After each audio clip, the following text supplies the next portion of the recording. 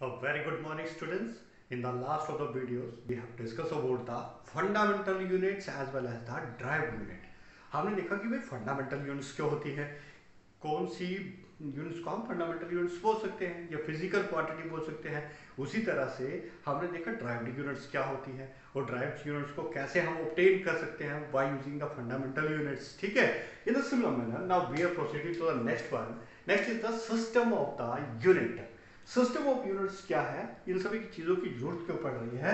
देखो, system of unit is nothing but it is the complete set of, एक complete set होता है system of units का। ठीक है, जो हम यूज करते हैं वर्ल्ड वाइडली, हम अलग अलग सिस्टम्स का यूज करते हैं। The complete set of the fundamental and the derived units, इसी को हम क्या बोलते हैं, system of unit. For example ले लेते हैं, हमारे पास जैसे हम हमारे पूरे वर्ड में अलग अलग तरह के पैरामीटर्स यूज किए जाते थे पहले। ठीक है, जैसे जब हमारे पास एक पर्टिकुलर स्टैंडर्डाइज वैल्यू नहीं आई थी तो उससे पहले हम एक अलग अलग सिस्टम को यूज करते थे। हमारे इंडिया में अगर हम देखते हैं तो अलग सा सिस्टम यूज होता था। ब्रिटिश में चले जाते हैं तो ब्रिटिश में अलग से सिस्टम यूज करते थे। अमेरिका चले जाएंगे तो वहां पे वो लोग अपना सिस्टम यूज करते थे। यानी कि पूरे वर्ल्ड वाइड में अलग अलग सिस्टम जो है वो यूज किया जाता था। इसी सिस्टम को हम क्या बोलते हैं, system of unit, which is nothing but it is the complete set of, एक कंप्लीट सेट होता है जो जो फंडामेंटल यूनिट्स हैं या फिर ड्राइव्ड यूनिट है उनको कंबाइन करके बनाया जाता था। ठीक है, जैसे मान लो कुछ एक सिस्टम थे, very system of various system of units. यहां पे हम देखते हैं कि अलग अलग सिस्टम कौन कौन से थे। पहला था हमारे पास वही MKS सिस्टम। ठीक है, इसको बोला जाता है MKS system, that is particularly used in the America. This kind of the system is particularly used in the America. America में इसका ज्यादातर यूज किया जाता था। तो where M stands for the miles, किसको रिप्रेजेंट करता था, माइल्स को रिप्रेजेंट करता था। K stand for the kilogram, kilogram. और S stand for the second, किसको रिप्रेजेंट करेगा, सेकंड को रिप्रेजेंट करेगा। ठीक है, तो this system is mostly used in the America. तो वहां पे अगर हमको डिस्टेंस को नोट करना होता है तो ये है डिस्टेंस की यूनिट है, डिस्टेंस की यूनिट है ये। डिस्टेंस को अगर नोट करना होता तो वो माइल्स में नोट करते हैं। ठीक है, तो माइल जो होता है वो अप्रोक्सीमेटली इंडियन अगर इसमें देखा जाता है, किलोमीटर में अगर देखा जाता है तो 1 किलोमीटर या sorry 1 miles is approximately equal to the 1.6 kilometre.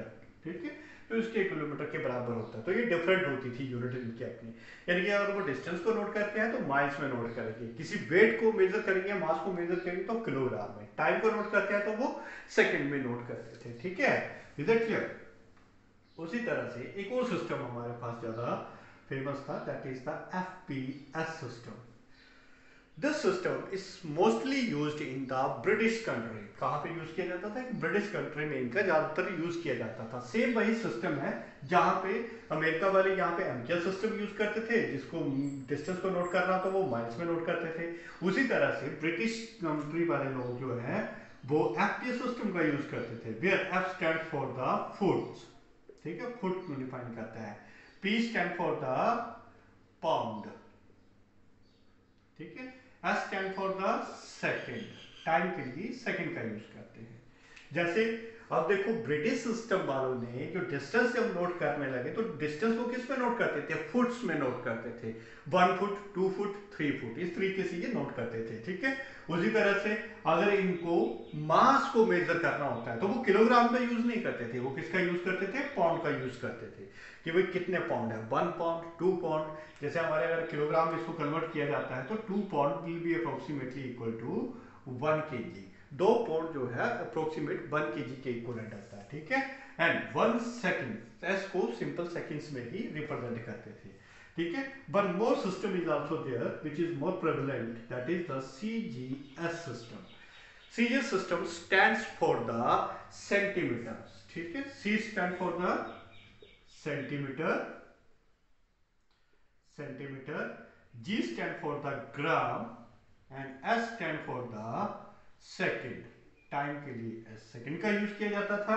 ठीक है, और मास के लिए ग्राम का यूज किया जाता है, C जो है सेंटीमीटर्स के लिए यूज किया है। This system is considered to be a very smaller system. ठीक है, थ्रू आउट दिस सिस्टम। ये जितने भी सिस्टम हमने पढ़े इन सभी में सबसे ज़्यादा छोटा सिस्टम जो है इसी को ही बोला जाता है, that is called the CGS system.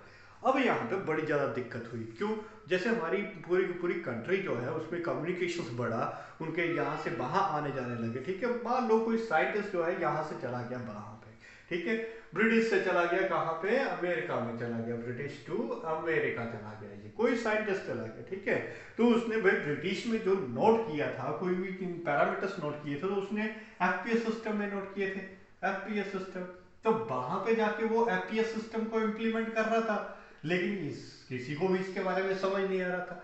तो भाई FPS सिस्टम जो है उसको समझ ही नहीं आ रही थी, क्योंकि अमेरिका वाले जो लोग यूज करते हैं वो तो माइल्स का यूज कर रहे हैं। भाई डिस्टेंस को नोट करना है, अगर डिस्टेंस को नोट करना है तो ये किसका यूज करते हैं, माइल्स का यूज करते हैं, जबकि ब्रिटिश कंट्री वाले करते हैं फुट का यूज कर रहे थे। तो यहाँ पे तो बड़ा ज्यादा प्रॉब्लम आ जा रही थी कि भाई फुट, एक फुट में कितने माइल्स होंगे या एक माइल में कितने फुट होंगे, ठीक है। तो इन चीजों को ऑब्जर्व करना पड़ रहा था। तो जैसे जैसे हमारी कम्युनिकेशन सिस्टम बढ़ता गया, हमारे पूरी कंट्रीज वाइज जो है कम्युनिकेशन बढ़ते गए, तो वहां पे हमें एक नए सिस्टम की जरूरत महसूस हुई कि अगर कोई पर्सन एक कंट्री से दूसरी कंट्री में जाता है तो उन पैरामीटर्स को एक्सेप्ट करे और उन्हीं के अकॉर्डिंगली वो दूसरे लोग भी उन चीजों को समझ सके, ठीक है।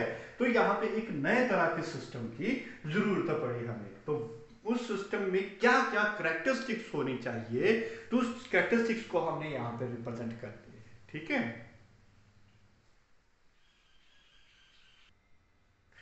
ओके तो यहाँ पे हमें क्या हुआ, एक नए सिस्टम की जरूरत पड़ी ताकि हमारी कम्युनिकेशन जो है through out the world easy हो जाए, ठीक है। जैसे अभी मैंने आपको बताया थोड़ी देर पहले कि भाई एक कंट्री का पर्सन जो है किसी दूसरी कंट्री में जाकर के अपने सिस्टम को यूज कर रहा था, दूसरी कंट्री वाले तो ऑब्वियसली वहां पे कंफ्यूज हो जाएंगे, ठीक है। जैसे MK सिस्टम और FPS सिस्टम वाला एक दूसरे के साथ कंफ्यूज हो जाएंगे। तो उन्हीं प्रॉब्लम्स को रिड्यूस करने के लिए एक ऐसे सिस्टम की जरूरत पड़ी ताकि अगर हम एक कंट्री से दूसरी कंट्री में जाते भी हैं, ठीक है, तो वो इजीली अंडरस्टैंड कर सके कि हम किस चीज के बारे में बात कर रहे हैं और कितनी यूनिट्स के बारे में बात कर रहे हैं। Is that clear? तो वहां पे हमारे पास एक स्टैंडर्डाइज्ड यूनिट होनी चाहिए। तो उस स्टैंडर्डाइज्ड यूनिट की सबसे पहले कैरेक्टरिस्टिक्स क्या होनी चाहिए उनके ऊपर देखते हैं हम लोग, ठीक है। तो सबसे पहले जो कैरेक्टरिस्टिक्स इसकी होनी चाहिए, it should be a well defined, यानी कि हर एक पर्सन को इस चीज के बारे में अच्छे से समझ आनी चाहिए कि जो हम यूनिट्स बना रहे हैं तो वो हर एक पर्सन को इजीली अंडरस्टैंडेबल हो, ठीक है।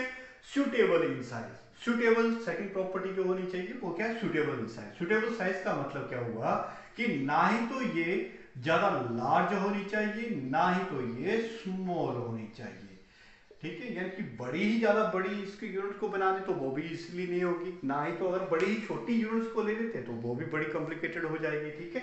एक ऐसा सुटेबल साइज होना चाहिए ताकि उसको हम इजीली कन्वर्ट भी कर सके, ठीक है। किसी सिस्टम, वन सिस्टम से दूसरे सिस्टम में कन्वर्ट करना इजी हो जाए, ठीक है। कुछ ऐसा हमें सुटेबल साइज चाहिए था। Easily reproducible in case of any kind of the calamities, ये अगर डिस्ट्रॉय भी हो जाती है तो हम उसको दोबारा फिर से रिप्रोड्यूस कर सके, ठीक है। तो ये प्रॉपर्टी होनी चाहिए ताकि हमें किसी भी तरह की दिक्कत ना है कि भाई पुरानी यूनिट्स हमारी डिस्ट्रॉय हो गई है तो नई यूनिट कैसे बनाए, उनमें दोनों में कोई डिफरेंस नहीं आना चाहिए, ठीक है। डिफरेंस आ गया तो ऑब्वियसली वो खराब हो जाएगा कि प्रारंभ जो हमारा मीटिंग सिस्टम था और इस तरह का मीटिंग सिस्टम वो तो अलग अलग हो गया। तो ऐसा सिस्टम होना चाहिए तो उसको हम दोबारा फिर से रिप्रोड्यूस कर सके। Third, sorry, fourth one, not affected by the time and place। इस सिस्टम में एक कैरेक्टरिस्टिक्स ऐसी होनी चाहिए कि भाई हम प्लेस टू प्लेस अगर जाते हैं, अमेरिका से ब्रिटिश में गए, ब्रिटिश से इंडिया में गए, इंडिया से चाइना में गए, तो हर एक कंट्री में इसमें कोई चेंज नहीं आना चाहिए कि भाई ये मीट्रिक सिस्टम अलग हो गया, दूसरे वहां पे गए तो मीट्रिक सिस्टम अलग हो गया, ना ही तो इसको टाइम के साथ में कोई चेंज आना चाहिए। तो कुछ ऐसा सिस्टम की ये कैरेक्टरिस्टिक्स होनी चाहिए। नेक्स्ट कैरेक्टरिस्टिक्स क्या होनी चाहिए, not affected by any physical condition. Physical conditions के मतलब है जैसे टेम्परेचर हो गया आपका, टेम्परेचर, प्रेशर, ठीक है। तो इन सभी का इफेक्ट इस यूनिट्स के ऊपर नहीं पड़ना चाहिए। जैसे मान लो एक रोड ही ले लेते हैं हम लोग, मैंने यहाँ पे एक रोड ली है, इसकी मेजरमेंट की भाई 10 सेंटीमीटर है। इसी रोड को अगर मैं साउथ अफ्रीका ले जाता हूँ, वहां पे तो बड़ा ज़्यादा टेम्परेचर हाई रहता है, तो ऑब्वियसली अगर सॉरी, आयरन की रोड है, तो आयरन की रोड में क्या होगा, एक्सपेंशन हो जाएगी, ठीक है। जब एक्सपेंशन होगी तो ऑब्वियसली वो चेंज हो जाएगा, ठीक है। तो ऐसा जो सिस्टम होना चाहिए जिसके ऊपर ना ही तो किसी भी फिजिकल क्वांटिटी का, फिजिकल कंडीशंस का इफेक्ट नहीं होना चाहिए, चाहे हम उसको टेम्परेचर चेंज करें या प्रेशर को चेंज करें, ठीक है, तो उसके ऊपर कोई फर्क नहीं पड़ना चाहिए। तो ये इसकी कैरेक्टरिस्टिक्स होनी चाहिए। और last one characteristics, easily reproducible. अच्छा ये तो हमने पहले ही कर ली है, रिप्रोड्यूसेबल जो है वो सेम वही रहेगा। Is that clear to everyone? तो this is the some of the characteristics related to the standard unit, जिसको बनाने की हमें जरूरत क्यों पड़ी, क्योंकि हम हर एक कंट्री में अलग अलग सिस्टम का यूज कर रहे थे। एक ऐसा सिस्टम जिसकी ये प्रॉपर्टी होनी चाहिए और वर्ल्ड वाइडली एक्सेप्ट होना चाहिए, ठीक है। तो इस सिस्टम के बारे में हम पढ़ेंगे in the next incoming videos में। Thank you all.